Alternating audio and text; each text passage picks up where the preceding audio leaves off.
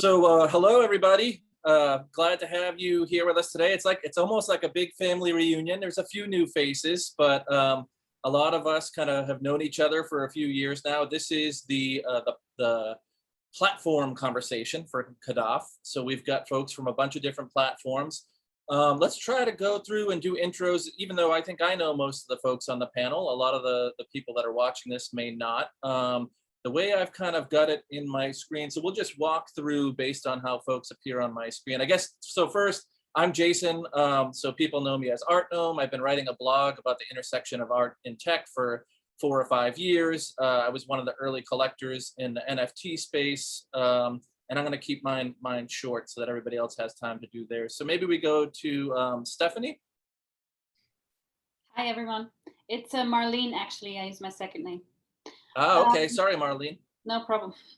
Hi, I'm from Elementum, and we're a quite new platform based in Switzerland, and I'm the curator there. I have been working with them for like 2 years on and off. Yeah, and we're very excited to be here today with all of you and to be able to participate in this hopefully very interesting and fruitful talk. Thank you very much for the invite.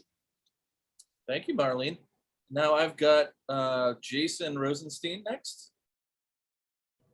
Hey everybody, it's a pleasure to be here. Thanks to CADAF to putting this together. Thank you for Jason to being the moderator. My name is Jason, I'm a developer, I'm an entrepreneur. I've been doing stuff in the blockchain space for over a decade now. And Portion started in 2016, initially verify the authenticity and track provenance of physical arts. We partnered with some galleries and held some amazing shows and exhibits. And by 2017, personally, I started getting into digital art. I was making rare pepes. That's how I got involved in the space in January 2017. And we really quickly realized this is really exciting. This is going to happen. And we just kept pushing through the crypto winter, and here we are today. And it seems like everyone's talking about NFTs. So it's just really crazy to see how the space has blossomed. Pleasure to be Awesome. Here. Yeah, it's like a survivors group, people that made it through crypto winter, right? Like only the strong. Sven, would you like to introduce yourself? Yes, sure. My name is Sven, and I'm one of the co-founders of Elementum. So I'm here with Marlene today. And yeah, we also started pretty early. I started to dabble my feet into crypto back in 2017, and I never found my way out of the rabbit hole ever since. And yeah, we were one of the first, I think, to launch a blockchain-based art gallery back in 2019, May 2019. And we were able to launch on Swisscom TV. That's the largest provider here in the country. And yeah, a year later, we launched the web app, which is available at elementum.art. And yeah, I think we really tried to put the focus on simplicity. So we're not really crypto native in a traditional sense. So we, for example, first started out with credit card payment features, so we can make sure that we could onboard as many people as we could from both the crypto space as well as the more traditionalist art collector space. So we really have a focus on ease of use on Elementum, but happy to elaborate later during the talk if you would like to. And awesome. Of course, thanks for having us. Yeah, absolutely. My good friend Judy. Hi everybody, it's so good to see you all, and I am one of the co-creators of DADA.art. DADA started as a platform where people communicate visually. They draw together in 2014, but in October of 2017, we launched our first collection of NFTs called Creeps and Weirdos. In fact, Jason was the proud owner. Your first NFT was one of our creeps. And we have been exploring all kinds of different possibilities since then. And now we are working on something that we call the invisible economy, which is basically transitioning from the market to an economy that is based on intrinsic motivations, which I can talk about later. And we're happy to be here at CADAF, which we have been part of, I think, from several times in New York, in Miami, last year online, and this year online too. So I'm happy to be here. I still remember the CADAF New York with the Maria Garcia cars going around. It was one of my favorite CADAF moments. Yeah. On to my partner in memes, Zack Wenger. Hello, everyone. Thanks, Jason. Thank you, CADAF. So I'm Zack. I was the first hire at Superrare back in 2018. Came on to help lead the marketing and community building efforts. Now I'm leading the marketing at Superrare and soon to be leading our business development, partnerships, and art advisory team. Really excited to chat with everyone. So I'm glad this panel started when it did, Zack, because I was just about to put in like a pretty big bid on Seogwin Chung's Genesis piece on Superrare, which I do want it, but it's probably a little bit beyond what I can afford. So we need to keep the panel going long enough that I don't drop more money than I can afford on Seogwin's piece. We gotta wrap it up. Jackie?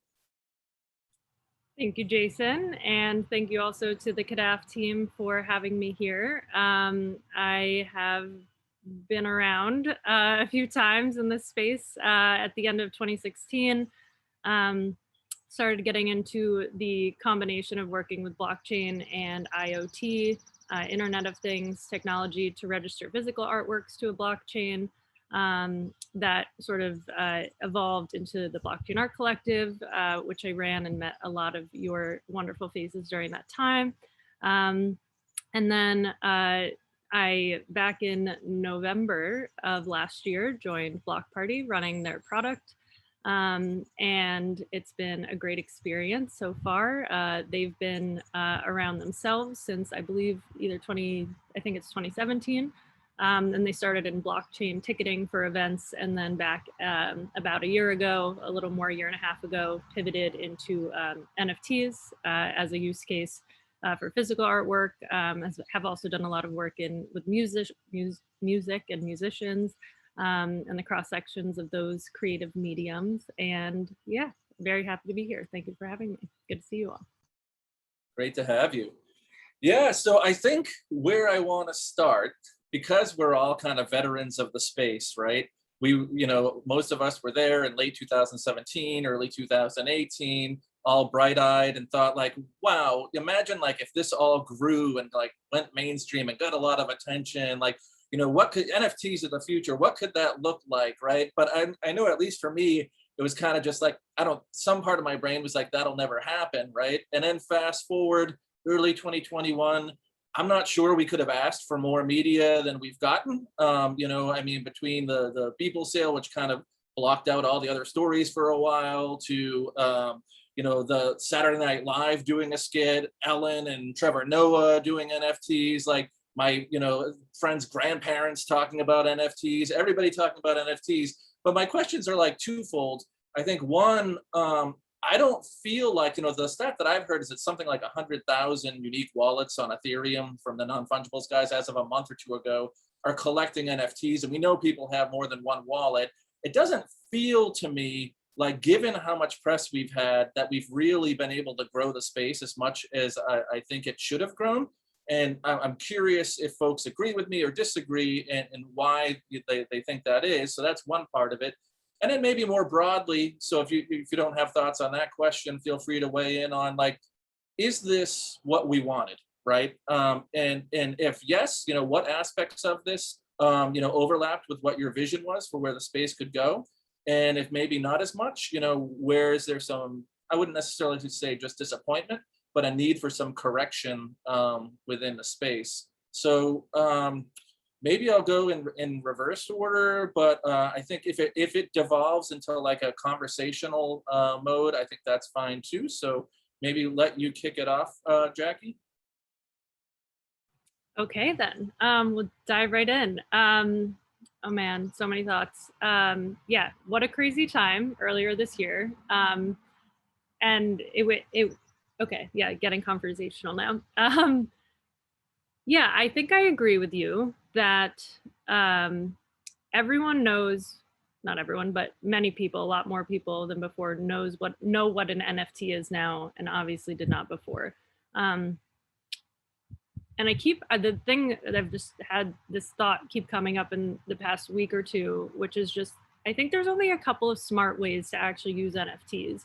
I think a lot of people are using NFTs just because it's hypey, marketing ploy, money grab, which is great. If you're an artist and you want to make money, go grab that money because you deserve it. But That aside, I feel like the really smart ways are it's either you're using it as an artistic medium, like generative artworks, things like that, which is, you know, really interesting and compelling. But then the other side is really you're using it like any type of tool you would use for anything, a canvas, the internet, like whatever kind of just a tool to solve a practical problem. And I think we're sort of in this weird phase of like the watershed moment, and now everyone knows what it is, but like a lot of people haven't fully, we actually still, the platforms, you know, for the past few years, it's been like, oh, the UI UX is terrible, blah, blah, blah, forever and ever. It's definitely getting better. But I think it's now more like, how do people actually incorporate this into their everyday lives in the way they use Instagram or the way they use Twitter, you know? So I think it's a matter of, and we're getting there, you know, people are doing it, but you know, I think a lot about just collections management, you know, it makes so much sense for that, no matter which way you slice it. So having that just be rolled into existing collections management software, having these new platforms, you know, become the Instagram for NFTs, where it's just a shoppable, you know, social platform. So I think we're in this phase where everyone knows what it is, but the actual sort of the tooling in an everyday way is certainly getting there and growing and well established, but I don't think it's kind of gotten to that everyday integration yet. No, yeah. I tend to agree with you, and I wonder, you know, there's been a debate since from the beginning when people were building these platforms, if it's the cryptocurrency that gets in the way. Like, so I think there's a lot of us that think like NFTs are almost like a Trojan horse for cryptocurrency. We believe in cryptocurrency and we wanted NFTs to be a way to spread it. But then I think there are other people that are like, nah, NFTs can like be their own thing, right? And stand alone and don't necessarily require crypto. I'm curious, Zach, maybe to move on to you, like Superrare, last I checked, only taking ETH, right, for payments, but maybe also experience a fair amount of growth in the last few months, right? So how are you looking at growth, and, you know, is there a temptation to lower the barrier to entry to make it easier for folks, or are you guys, you know, hardlining on cryptocurrency? You know, how are you looking at the expansion in the last few months? Yeah, great question for us.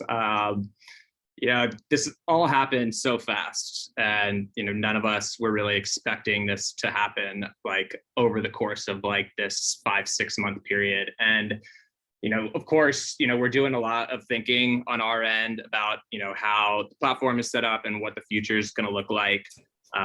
You know, up until now, yes, we've been very strict on everything, you know, all bids and sales happening in Ether, mainly just because it's very important to us that the entire provenance of previous bids and collectors and sales is all recorded in that token's history. But there's also other ways to make that happen that we're looking into through stable coins and through potentially bringing other cryptocurrency options in. You know, I think there definitely was a big growth of collectors coming into the space compared to a year ago before we got all this media attention and celebrity attention. And, you know, I think that there's still a ton more that can be done in terms of bringing in new collectors. I mean, MetaMask alone has 5 million users. And so those are people that already have Ether wallets, that already, you know, can access stable coins, and that are already, you know, fairly crypto native somewhat. And so, you know, when talking about bringing in new collectors, of course, you know, one potential market is, you know, for us at least, is like the traditional art collectors, but I still feel like that's a little ways away. And I think that the next big growth phase within collectors is still going to be crypto native people. It's just going to be people that haven't yet been convinced on NFTs. And I think that, like, to your other question, you know, about, you know, is this kind of what I would have wanted to happen?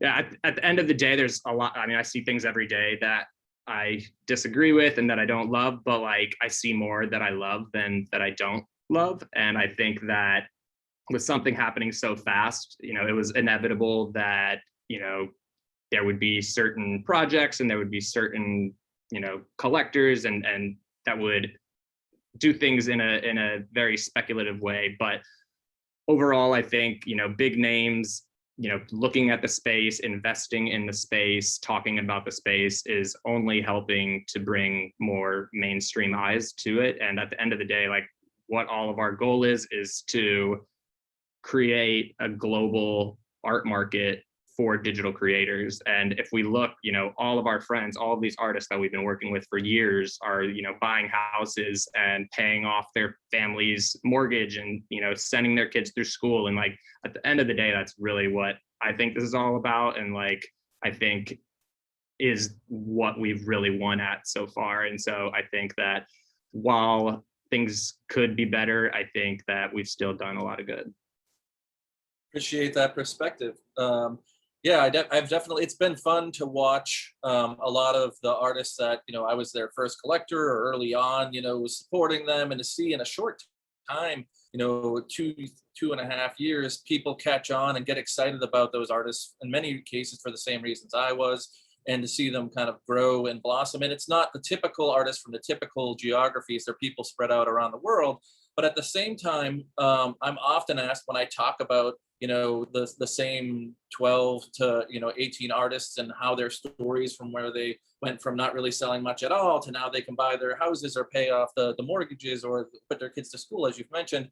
The reporters typically ask me, but isn't that just a new set of stars? Haven't we just made like a new set of stars, right? Which I think is maybe a convenient way to segue over to Judy to ask, I'm conflicted. I'm genuinely super excited for the artists that I've seen grow and wanted to support, but maybe it's fair to ask, is this going to continue to grow, or are we going to see these same people?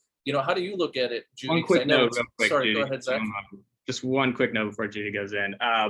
So I agree with you. There's definitely stars. There's definitely outliers. There's definitely, some artists that are making a big majority of funds. But like, just on Superrare alone, in the last few months, there's been over 500 artists that have made over 10 grand per month. And so, that, if you put that out over a yearly salary, that's more than most lawyers make. And so a lot of artists, you don't have to necessarily be making millions of dollars right now to have this be changing your life. And so, yes, there are stars that are, taking a lot of volume and a lot of spotlight, but it's helping far, far more artists than, just a small few. For sure. So as a waffler and the moderator, I'm going to try to stay neutral. I think most people on the panel knows roughly where my thoughts are, but I'm intentionally trying to spark some conversation, some debate here. So I'm going to now hand it to Judy to maybe offer the counterpoint. Maybe you'll surprise me. I don't know. Zach, I'll offer a counterpoint. No, but actually, we think that it's the system that creates stars. If you have like a speculative system, or like where like you have leaderboards where you have who sells most, the people who are more popular. The problem is, I agree that a lot of people have done better than they would have done without.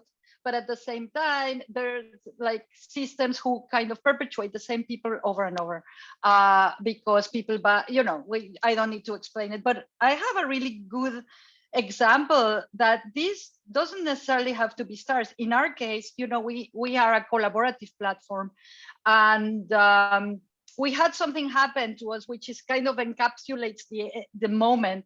Our Creeps and Weirdos, it was a collection that was very like one of the first collections ever in digital art. We had discontinued it. It was right after the CryptoPunks and right before CryptoKitties. We launched it in October 2017. And we discontinued it for a variety of reasons. But the most important one was that, marketplaces like OpenSea, they wouldn't honor the royalties that we had for our artists. So we said, no, this can happen. In this crazy time that we just witnessed, some collectors who are very technically tech savvy somehow discovered that we had the Creeps and Weirdos. Like it was buried in our website. I don't know how they even found it, and started using Time Machine to be able to buy them. So they started buying a collection that wasn't even for sale, right? And the money got transferred to us. It was the crazy Sunday, well, the craziest Sunday I've ever experienced. Just looking at people, we had to start a Discord, and there were people coming in, and they were buying everything they could. And because they were at the prices from 2017, even though it had gone up, they were still super affordable. But the point is that some artists that had made drawings for Creeps and Weirdos, there was a curated collection actually 4 years ago, or even longer than 4 years ago, from 2014, artists like Maria Garcia, or like people who live in Latin America, whatever, all of a sudden got a windfall. And these are not real stars, except maybe for Mojarra, no, these are people. All of a sudden we were saying, check your wallet. And they were like, what? And we have, like, for instance, a fantastic artist called Cromomaniaco, who lives like near the Atacama Desert in Chile. He got, I think, like $40,000 from the stuff that he sold. But the thing is, like, he didn't have to do anything for it, because he had already contributed a long time ago. And this is kind of like what we want to happen with our invisible economy. It's a system in which you collaborate or you work by yourself, but you don't have to promote yourself. You don't have to shield. You don't have to anything. Eventually the system, it's called invisible because we're going to have the revenues coming in by different ways, and then the artists are going to get something. And it's, it's very, very different from what everyone else is doing.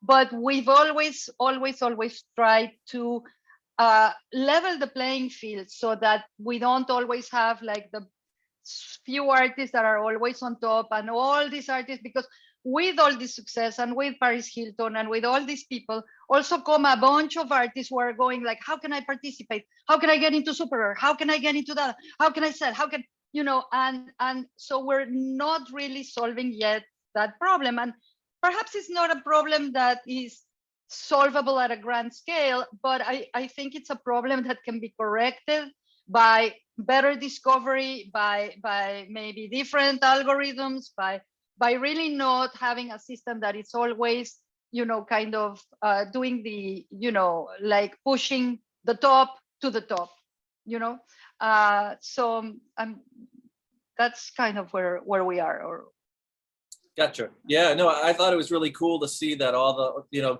there's an appreciation for all the vintage early NFT works and people pushing through and buying the Creeps and Weirdos. Because I remember telling everybody, these are so cool, buy these. And people are like, I don't even know what you're doing. Like, and then like year later or a couple of years later, people coming in through the back door and trying to like, find ways to get them because the demand had raised up so much higher. Yeah, no, and I think, people know that have heard me talk on these panels are right, that I'm still a big fan of variety in panels, right? So I think it's great that Superrare and DADA and Portion and Blockparty and Elementum are all going to have a different approach, because I don't think we can afford to narrow down to a single approach just yet. So yeah, along those lines, Sven, I think you guys started credit card and then added crypto payments, whereas some others started crypto payments and added credit card, if I have that right. Yes. And what does it look like? Again, feel free to answer sort of that initial question about the last, 2 years, and if you've seen much of an uptick and if it's going the direction you think. But I'd also be curious if adding crypto payments has sort of brought in new buyers, or how that's unfolding for you. Yeah, that was a funny affair, because as everyone else, we got really caught by off guard by how quickly everything evolved. So we were convinced that all this public-private key stuff is just going to be too complicated to take on so quickly, right? So that's why we first implemented credit card payments for Stripe. And then all of a sudden, like the last quarter of 2020, you could see that things were starting to go crazy. And at that point, we kind of started to regret that approach, obviously, because at that point we were developing our own crypto payment solution. And we clearly saw that once we deployed that, I think at the end of January it was, that there was a surge in sales, really, that clearly brought in a new collector base to our platform. So yeah, it's funny. We just got completely taken by surprise by the speed of things, as crypto tends to do, right? Yeah. Sven, can I ask you a quick question, Sven? Sure, yeah. So with the credit card payments through Stripe, how does it work for a user in terms of like KYC? Do they have to give all their information? Yeah, so basically as a user, Stripe, the default implementation will only ask you for obviously your credit card details as well as your email address. Okay. And you don't need to specify an address or anything. And we also don't enforce that anymore on the website either. So if you want to fill in your profile information on Elementum, you can, but we will not enforce like further fields on Stripe. So it's really just credit card details, email. Good to know, thanks. No worries. Yeah, I think there was like a time period where like I was, as an advisor, I was advising people, this has to be easier. You have to do credit cards. But 2 or 3 years ago, the only people that were going to buy are the people, like the only reason you would want an NFT is if you knew enough about what the blockchain was to want and understand and want an NFT. And those people tended to also kind of have crypto, I think was sort of the catch-22. But I don't know, Jason, you guys actually built your own wallet. We were talking about it the other day, I think, right? Pretty early on. So you kind of had both maybe a year or two ago even, is that right? Well, initially, yeah, our version 1 platform, it was our own wallet, it was your own, like, you had to have like a 12-word mnemonic and you had to log in. And my rationale behind that, and this, I was just so totally wrong. I said, to the team, I was like, yo, I don't think MetaMask is really going to take off. Like that was like the biggest thing that I did wrong, because it had just started, I think in the time there were like 10,000 users.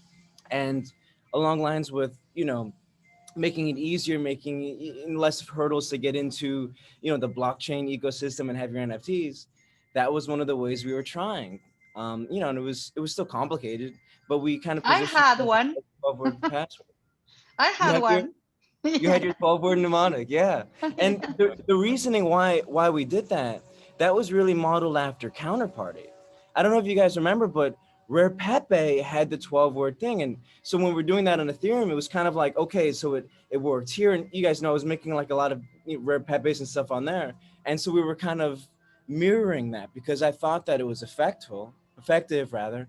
And it was, but it really was only effective for the few hundred people who were trading Rare Pepes, Yeah, so I mean, MetaMask took off, of course. God bless Rare Pepes. They don't get nearly as much attention as they should, but I do relay that my experience trying to make a Pepe took about 2 weeks with Joe Looney, answering my calls every other night. So while it's amazing and deserves like way more credit in history, its position in history, I would stop short of saying it was easy, at least from making Pepe's side of it. But for folks that knew it, it made a lot of sense. Marlene, yeah, what have you been seeing in the space, and are you kind of happy or excited about where we are, or have different hopes and dreams?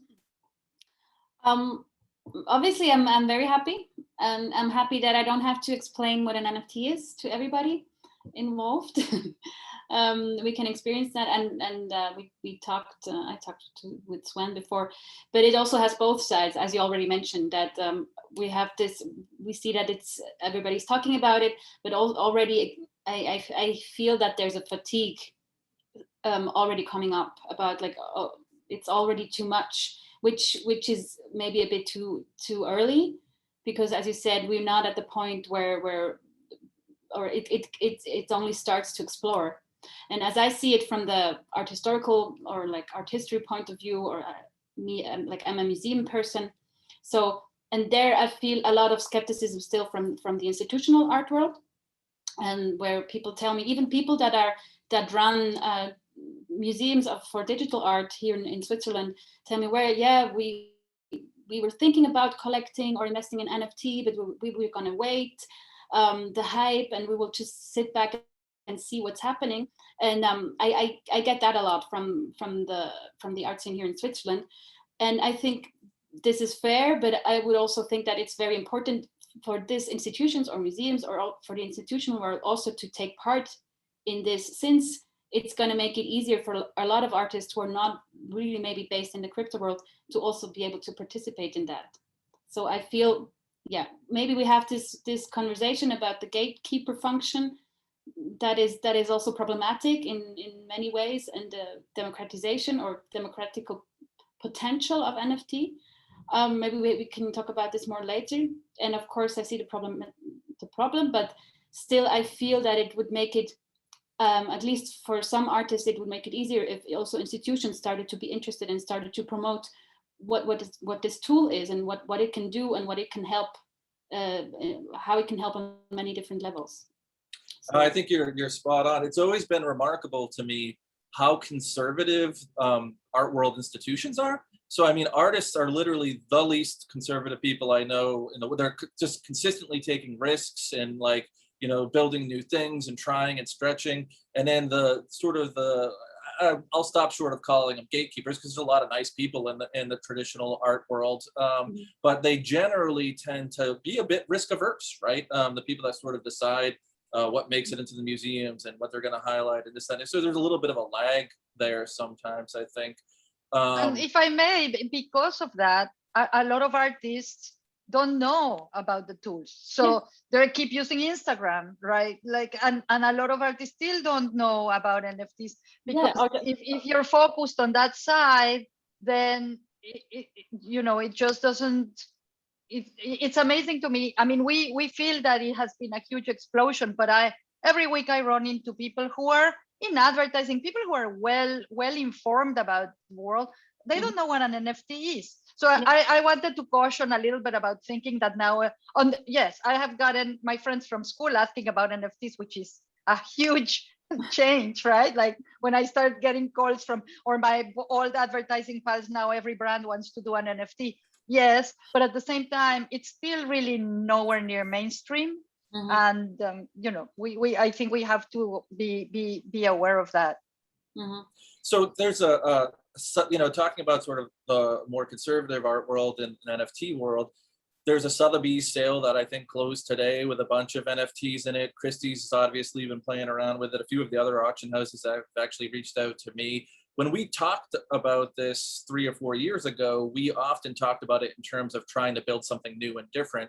Now we're seeing what we would see, you know, most of us would call the traditional art world brands coming in. That a good thing, bad thing? What do people think? You know, obviously it's different, you know, from where we were 2 or 3 years ago when we thought maybe we were building the new Sotheby's and Christie's, and now they're kind of coming in, and I think some stuff's working, some's not. Jackie, do you want to weigh in on that one? Sure. Sorry, I wasn't trying to wave my hand. There was like something flying around in the air. But hello. It was meant to be, though. It was meant to be. Oh my goodness, there's also just so many things that I want to respond to from the last round of hearing everyone else speak. Okay, to respond to your first question, I was definitely in a little bit of shock, honestly, at this watershed moment that happened so quickly, and the timelines that we were speaking about, product and adoption and audience, you know, development, all of these things were like super condensed, and we're like, no, we just flipped and we're totally on the other side of it now. And so I think mainstream is a goal. I mean, if you literally look at it as just as objectively as possible, look at the price of ETH. Are you upset that the price of ETH has gained value because it has adoption? Probably not. So I think it's a good thing, ultimately, not even if you're just an early investor, but it means something is catching on. It's providing real value. People like it, they want to use it. So everything, even if there's more competition, there's fatigue, all of that, while there certainly are downsides to it, ultimately it means like our theses are correct. People want to use it. The auction houses want to use it. They're finding real utility. They're finding real value. And so I find it super, super, super validating.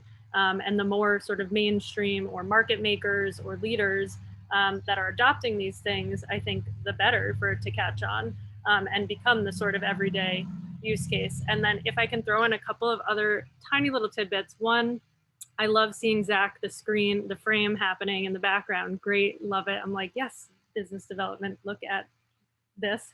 I think collectors who are mainstream collectors, who are fans, who are not crypto people, and likely not as speculative in their orientation, their experience, I think, is the worst of everyone. There's these sort of digital screens, which I think is sort of the best kind of option we've seen. If you're not going to be speculative and flip it and just be in it for the money. So I think like maybe the most work actually at this point needs to be done. We have all these marketplaces, all these places to mint, all these places to display, trade, sell, etc. But like, I think the collector's experience is actually is maybe the farthest behind of all of them. And then the last little tidbit I wanted to say was about the credit card thing. So Blockparty also had credit card and crypto from day one. And lately I've been having a lot of interesting conversations about sales tax for digital goods. It is a very strange conversation to have about how to charge sales tax on the states that require it for digital goods for crypto transactions. So I've been having a fun time trying to wrap my head around that lately. Food for thought. Okay, I'm done. No, I'm with you. I did my first significant tax year for having sold some NFTs, and my life got a little bit more complicated. So on the consumer side, I think it's new. Let's just say new jobs will emerge in this market to fill some of these problems. I think I'm going to twist it a little bit here and throw out another question. We got a lot of haters out there, right? For NFTs. I mean, if you look on any given day at the press that's coming out, you know, I don't know, I would say like, you know, maybe 70-80% of it can be pretty negative. Like, why people gotta hate? Like, what is it that makes people so mad about NFTs that like drives them to want to write these art? Like, I feel like the obituary for NFTs like has been written like 40-50 times in the last few weeks, and then a few weeks before that, a few weeks before that, a few years before that. So thoughts on why people hate NFTs and what we need to do to make them less intimidating or more appealing. The best part is every time that people like, you know, claim the death of NFTs, all this wonderful art about the death of NFTs. So like, I love that, all the memes, you know, like, you know, and Jonathan is writing a song that we're all dead. And I think that the reason why they hate it is because they don't understand it. And it's easy to just like, it's complicated. No, they really don't want to delve into it. It's complicated, but it's not that complicated. But this kind of visceral reaction, I think it's because there's a layer to it that really, you need to have a different mindset. You know, you can understand, okay, now I can buy this and now I can transfer this, but it's also, it changes the nature of ownership. This blows people's mind. How come I own it, but everybody can see it? I don't see why that is a problem. None of us here see why that is a problem. But people who are traditionally minded go, no, if I own it, no one can see it. And these are like, this is like two different planets. So people don't understand why it makes sense. And I think they're frustrated because then they see it actually working. They see actually money being made or whatever, artists being artists and people collecting but they can't really prove their case either, right? So I find that I think it's always been difficult for us in this space to explain it because it's hard to explain. I think people get it when they experience it. The minute you get immediately your work of art, and when you immediately transfer a work of art and it's no longer yours, the minute as an artist you get money in your wallet, the minute as a collector where you paid money and you got your art. I think that, but to get to that experience, which goes back to your onboarding question, is what also trips a lot of people. So it's, you know, the thing about blockchain also is fascinating. I don't know if you read about like the FBI actually was able to recover a bunch of Bitcoin from bad actors because the blockchain is transparent, because they were fine, they could somehow look at all the transactions. So this is a completely different way of how things have been done in the past. And for some people, that's kind of a bigger jump to make, no? Yeah, Marlene. And it's also, it has been like that with many technologies before that. I mean, you can trace this back like since every kind of technology starts, cinema or video or I mean, the death of painting has been declared, I don't know how many times. So it's also kind of this reaction and aversion to something new. And as you said, people don't know about it, it's complicated. So the first and easiest way out, and maybe to make yourself more important, is to say, no, this is not gonna last. We don't, let's not even like waste our energy in this new technology. But it's like a pattern that has been here for many other technologies before that, I think. Yeah, people were afraid of video games and internet and all kinds of stuff, right? Jason? And in the same vein, like people who hate it, like that's what creates the dichotomy. That's what creates the clash. People arguing about it across the dinner table. And I think because people hate it and don't understand it, that's what's caused it to rise to such incredible popularity so quickly. It's just like, it just essentially just the whole thing markets itself by word of mouth. And I think that same energy we're talking about that Marlene mentioned as well about, you know, the cycle repeating and the disruptive technology and the clash, I think, you know, essentially that's the energy that creates us. And it's that same energy, if we like it or not, that's what put that our last president in office, because there's so much clash. People hate it, people like it. And it's just, whenever that dichotomy comes together, it's just this magic sauce that for whatever reason, it created this, you know, I think you're right. Friction, you need friction to start a fire, right? And so that's what kind of puts it's this tastes great, less filling. I'm dating myself, but that was like the big debate on the commercials for Miller Lite in the 80s or whatever. And they intentionally start a artificial clash so that people can take a side, and, you know, and then it kind of makes it more popular. So maybe we need these enemies. I'm not really sure. I think we're going to do a whole panel on the sort of the green and ecology side, but that's certainly been one of the things that people, you know, are really drilling hard on NFTs for. We won't dwell on it too much because it'll be on another panel, but given that there's a lot of folks that have say in platforms here, you know, I'd love if anyone wants to kind of weigh in on how they think about the ecological argument, since it's one of the primary things that I think NFT haters kind of wave around. Feel free to speak up. I thought it was funny that there was a period of a couple of weeks where artists were basically the destroyers of the world, because it was NFTs were to blame. This was ridiculous. But I want to say that we in DADA, it's really interesting because we have 3 artists that actually have farms, or that have land, actual land, no crypto voxels land, you know, real land. And we've been talking about it because for us it's important to, you know, we are conscious of it. And so we are doing different things. One is that we're like doing these carbon offset credits, where like someone did the math and they would need to plant like 37 trees in order to offset the carbon. And there's something called the Electroseed Fund. So with some of the revenue that comes from in the future from DADA, we're going to get those trees planted, but also to have their farms have solar panels as well.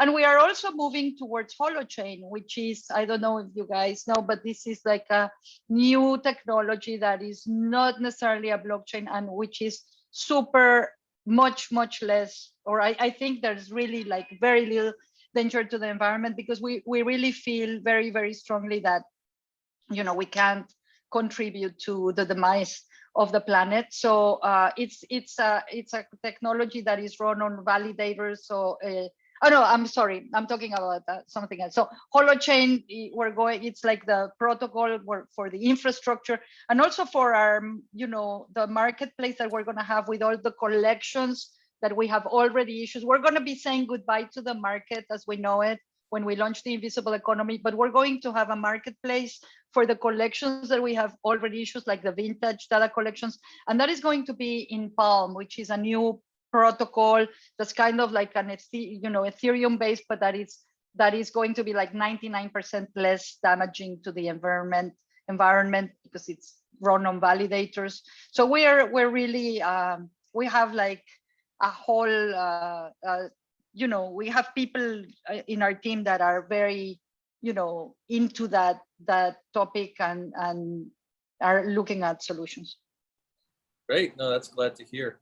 Anyone else want to weigh in on that one at all? Or yeah, I'll jump in. One of the, I think the core tenets of Blockparty, and just reflecting on it now, I suppose myself, is sort of an interoperable or hybrid solution to things. So Blockparty started obviously before I got there, but they made the smart decision to opt to not necessarily tie themselves to one blockchain and did not build on-chain. And so we have a basically a custodial blockchain that's built on Stellar infrastructure. And then we actually allow people to mint currently to only on our infrastructure, which has no fees, way less environmental impact, faster transaction speeds, and then you can also mint onto Ethereum if you want. And we actually just recently released something called flexible minting, where you have the option to mint only to Blockparty. You can mint also to Ethereum, and shortly we'll be allowing the ability to mint also to Flow. And so those are ways that we've been sort of, by not kind of by having this sort of, you know, proprietary blockchain, you know, some people might say, well, you know, you're not a purist, and I get it. But we sort of have optimized the ability for easy onboarding. A lot of people have said that they've bought their first NFTs on Blockparty, which is pretty cool because of the ease of, you don't have to have a crypto wallet, you don't have to know anything about crypto to use our platform, for better or for worse. And yeah, so ours is really about just providing the optionality. And then also, if you mint only on Blockparty, for example, we also still care about the ability to self-custody and honor the decentralization ethos of the space. So if you mint only on Blockparty, you can at any point in time in the future withdraw to Flow or to Ethereum. So we're not ever going to keep it in-house and have it stuck there. So yeah, optionality. Great. Yeah, it's good to see that folks are taking these things into consideration during development. I don't expect the bad PR around this to go away until we show as sort of a community significant progress in one direction or the other. But I think we're going to probably wind down in the last 10 minutes or so here. Let's move to something positive and talk about where do we think NFTs go moving forward. You know, one of the things that I've been thinking about is, you know, a lot of times people are like, what do you do with the NFT after you buy it? And I get this question from people that love art and collect art, but don't get NFTs. And I'm like, what do you do with art when you buy it? Like, you appreciate it. Like, my life is better every day because I've got an art collection. Like, isn't that enough that like you bought the art? It's great. But then I also feel this temptation to justify it and be like, well, you know, you can use these tokens to do other stuff, right? So I'm curious, you know, how, meaning like DAOs and access tokens and all these other things. I'm curious, you know, where you guys think the innovations will be in the future. You know, you don't have to share like trade secrets or whatever, but like if we kind of dream or run wild, right?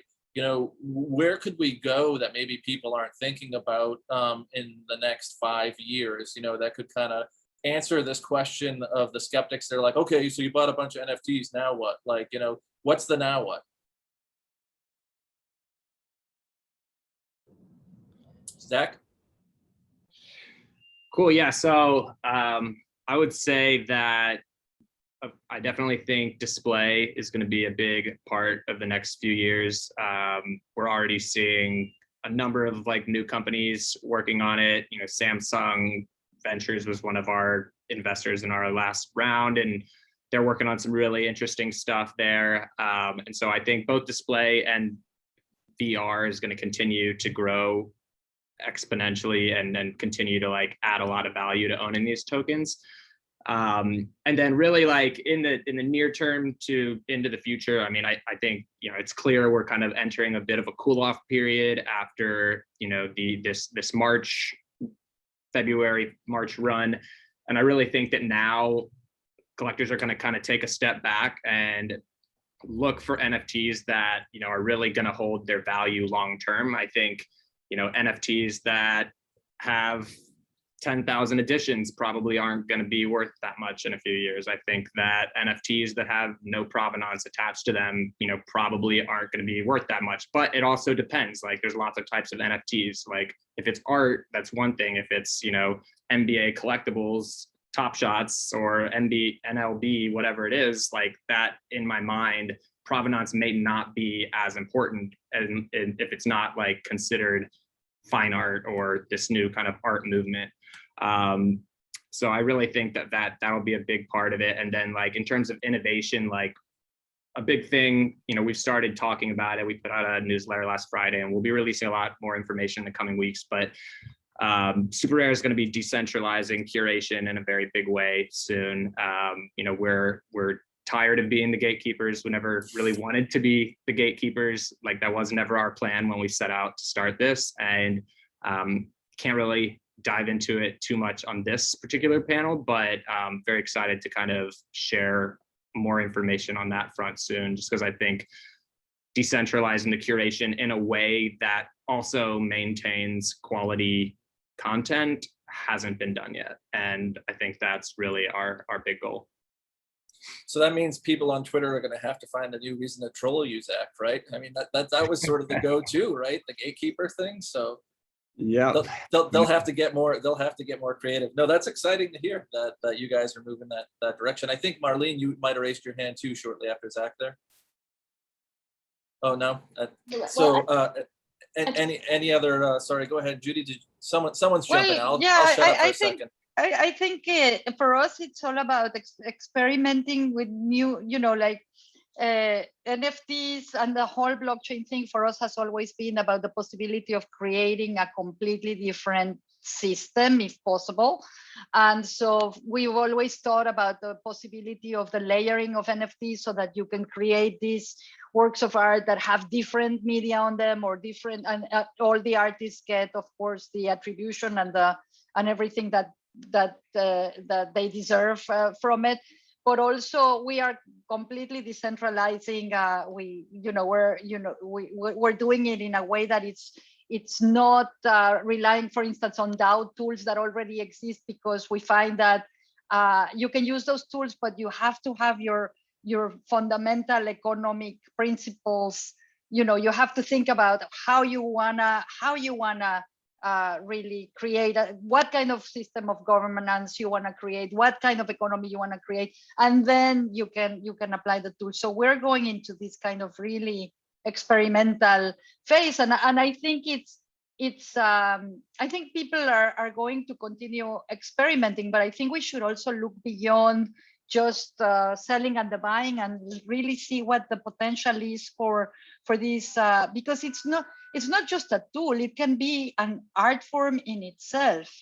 It's just, no, I'm using this so that I can do these kinds of things. I think, like as Jackie was saying, is use the tool for it to be art, and I think there's so much that can be done by artists. It's great. Yeah, it's Sven. Yeah, I think we've barely scratched the surface of what we can really do with NFTs. I kind of anticipate that in the future we will see marketplaces and artists innovate a lot more around like supercharging the token, because I mean, in the end, what it is it's a tool to prove the ownership of the artwork associated with it, right?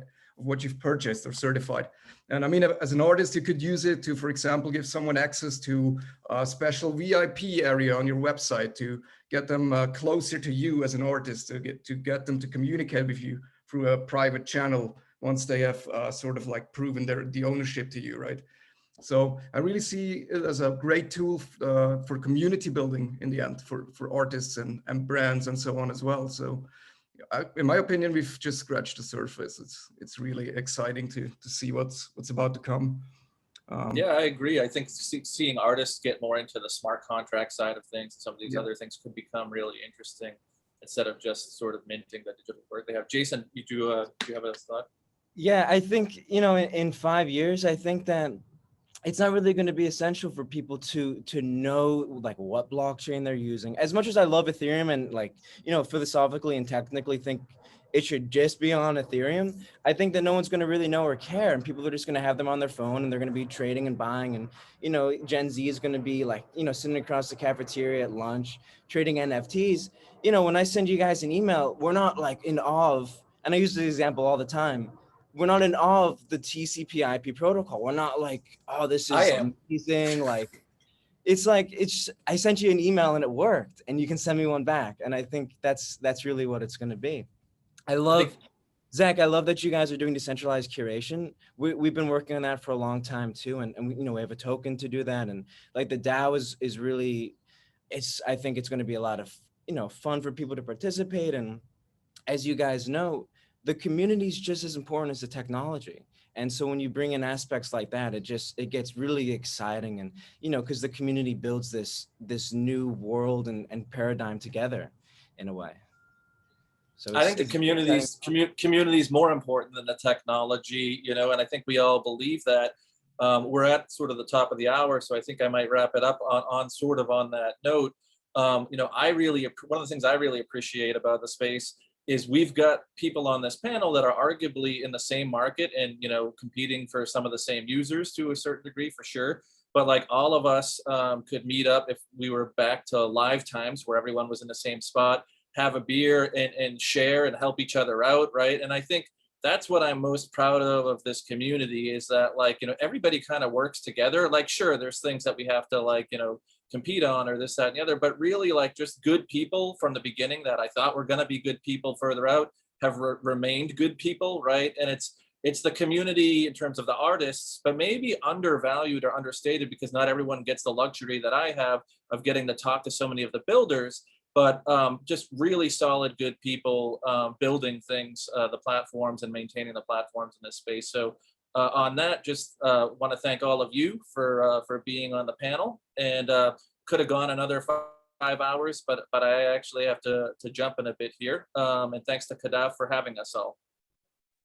Thank you all. It was delightful to see you and talk to you. Thanks, everybody. See you all soon. Thanks for having us. See you soon. Thanks. Bye Bye. bye. Take care, everyone.